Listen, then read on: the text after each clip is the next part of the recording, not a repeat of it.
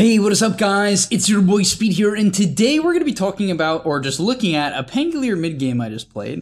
Thought I played this game quite well, and I'm pretty confident I can teach you guys a lot of things about the mid lane, how to snowball, and what to look for, especially within your mid game engagements.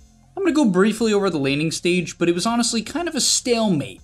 I was playing against a Storm. Storm doesn't do much in lane, and therefore when I'm playing against Storm in lane, I'm kind of looking for stacks and just trying to amplify my farm, rather than pressure the enemy mid, and let's get into it.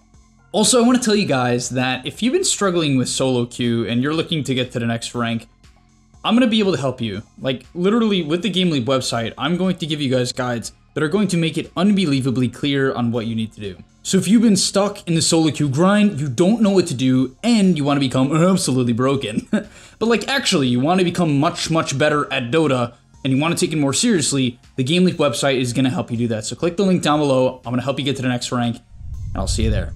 Alright, so I think the first thing that enabled my game to kind of be saved, because I actually did lose mid. I didn't necessarily die, but my first couple of creep waves, I missed a lot of CS.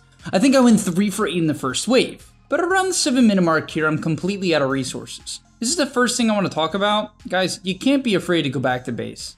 Now, it's not something you want to necessarily do. Optimally, I would get the power rune. I didn't get the last power rune, and so I had to go back to base. It's not what I wanted, but I decided to make that call.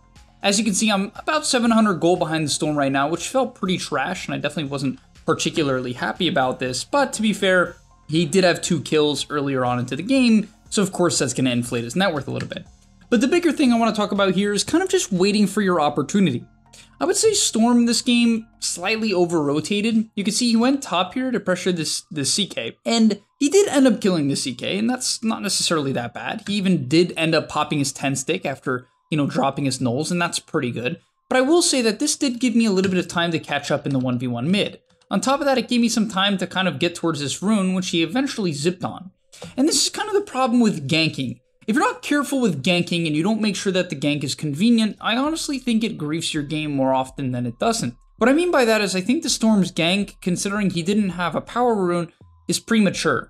I think it's kind of risky, because the problem is this CK is just going to respawn. It's not going to make his game completely griefed, right? He's level 6 and 3/4. Like, theirs is not way past him all of a sudden. It doesn't necessarily relieve pressure from the lane, at least in this circumstance, and he can't kill the CK again, so he can't force the CK to have no TP.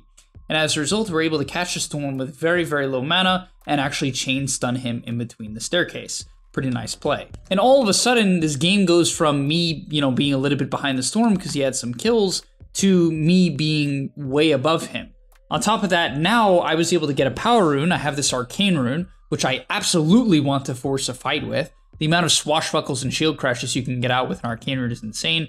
And on top of that, with a big swashbuckle, I'm able to rip through the Ursa and the Lich. A little bit lucky, I will admit. But I honestly do want you guys to see that it kind of just makes sense here. I will say I've been learning mid over the last few weeks, or the last week and a half. And the biggest thing I've learned is you have to be very careful about forcing rotations. I would say it's that, and you need to really think about your runes. That's something I'm still working on. You really need to communicate to your team when you need help with the runes and when you can kill on the runes. Honestly, I know this is a bit of a side tangent. It's just something that kind of came to my mind, but I do think it's important. Either way, because I'm able to kind of hit like quick ganks that don't cause me to like have to dive the tier 1 tower, I'm able to now get back to mid. I am able to kill off the Doom in a moment here. Oh wait, no, he lived on 1 HP. I undercommitted there. I could have committed harder. But because I'm able to continuously go back to mid, my net worth is going to be insanely high. Now you might be thinking, oh, but Speed, you're not opening up your side lanes. And that's obviously not necessarily fully true, because I already did pressure top a little bit. And on top of that, when you constantly push in the mid wave, it actually puts a lot of pressure on the mid tower. Like, look at this, guys. Like, it is something to know. Every single time I nuke the mid wave, right? Even, all right, let's say right here. I'm going to nuke the mid wave in a moment. If no one collects this wave, it's going to get pressured in. If I go further back as well, it's the same thing, right? Let's say I go back to right before I gank top. So I clear this wave. If no one responds to this, which Legion does, the tower's going to take a lot of damage. But on top of that, Legion wants to take it, so she's going to show on the mid wave, right? And that's going to give my team a little bit of information, a little bit of comfort knowing where Legion is, right? Kind of gives the AM the ability to free farm bottom. And now you'll see this is going to kind of all come together here, because I considered ganking top, but I had no Rolling Thunder. I do have an Orb of Corrosion, and I'm very, very tanky, right? I currently have 1300 HP with a 9 stick or a 9 wand and range drops. I'm unbelievably tanky. And so I know hitting this mid tower, I'm pretty safe. On top of that, another little bit of an advanced play I made here was, you'll see in a moment as I'm looking over here, I'm gonna check Storm's mana, right? So I walk up to mid, and you're gonna see I'm gonna click on the Storm here, right? That's me doing that. And I'm like, okay, this guy has no mana. I'm not under threat, right? Like, how is he gonna kill me? What is he gonna kill me with? I think I also knew Doom didn't have Doom. Yeah. So I was completely safe, and that's just a free mid tower. Unfortunately, I don't get the CS, but it is what it is. And you can see my net worth is just continuing to skyrocket. We are now the highest CS by a long shot. We are top net worth, and you know, the Storm has 5 kills, and we're actually ahead of him. And you know, you might be thinking, oh, but you know, once again, Storm's opening up his side lanes. And to be fair, my side lanes crush this game. So like, it makes the game a lot easier. The Storm honestly probably would be even or ahead of me, considering he had a better start than me if his side lanes went better. I will, like, obviously I want, you know, you guys to understand this. The plays I'm showing you here, it is a good game, right? This is definitely a game where I'm winning. It doesn't mean that these are bad plays or I'm just showing you a game where I'm crushing and what I'm saying doesn't work. It absolutely works. But either way, same thing. I'm level 11 now, really strong. Miss the swashbuckle, very important. Just always miss your spells. We're gonna go in for a Rolling Thunder here. I made it my priority to stick with the CK here, which I think was a good play. A lot of people might have chased the Lich and thought, oh, it's, you know, a free Lich kill. Let me roll on that guy. Yeah, but you wanna make sure your other teammates are safe, especially ability like Rolling Thunder. Such a good counter initiation ability. And yeah, you can just see in this team fight here, a huge swashbuckle coming up in a moment. This is a diffusal swashbuckle onto 3. Oh my God. Big damage. And we pick up another kill. On top of that, you can see I instantly run back to mid, and I'm gonna look to put some pressure. Now at this point of the game, this is something I wasn't 100% sure about, but I had no Rolling Thunder, and I felt that I actually wanted to stay off map, but farm bottom.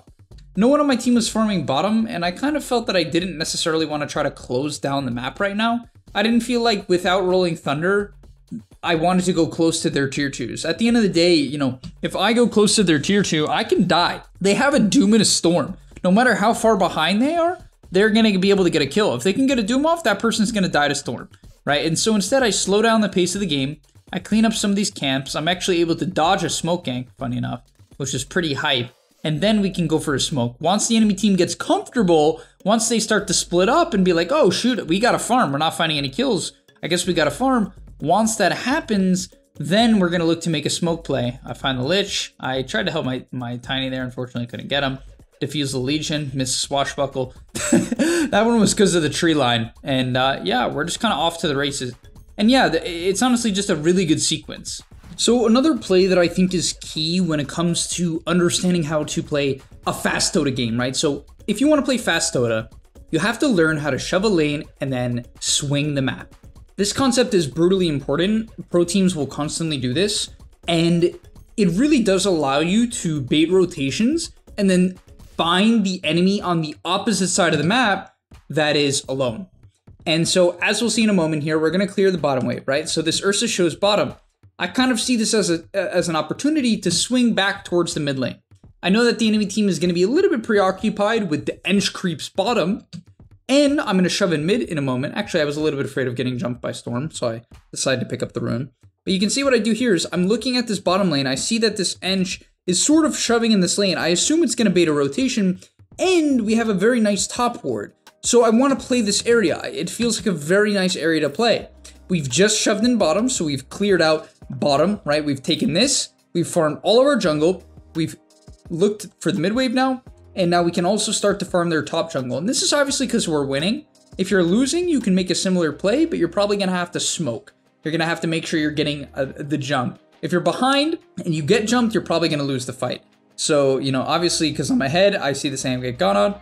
No hesitation, I'm going to go in. Just want to make sure I protect him. On top of that, we're very strong right now, so any sort of fight that I can take is most likely going to go quite well, but we're able to get a really nice shield crash roll onto the Legion, control her up, waste her time, win the fight, and yeah, just a really nice play.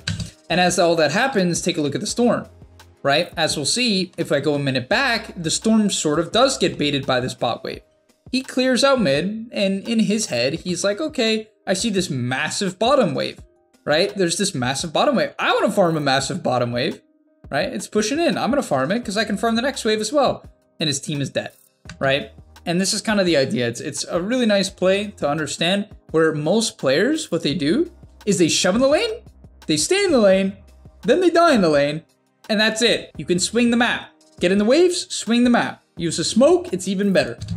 All right, to end off the video, you know, we're way ahead at this point. I mean, we could do anything and it's probably gonna work, but I still wanna show you, like, just kind of reading the map and understanding my job. I feel like my job this game, I do have a Lincoln's, so I can look to frontline, and my goal was to be the initiator at this point. I mean, we do have a Tiny 4, who is a hard initiator, but I have no problem initiating. The big thing I'm looking to do here is kind of counter-initiate.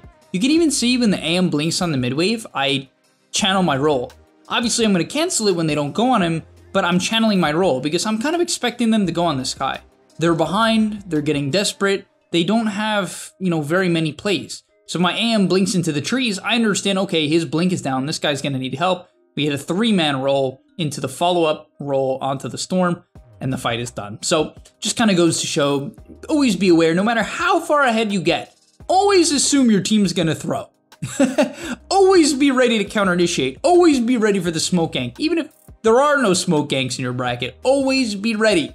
Always be prepared. It really does make the difference. It's gonna win you a couple games over the span of, like, let's say 3 or 4 throws that might happen in a month. Actually, it's probably way more than that.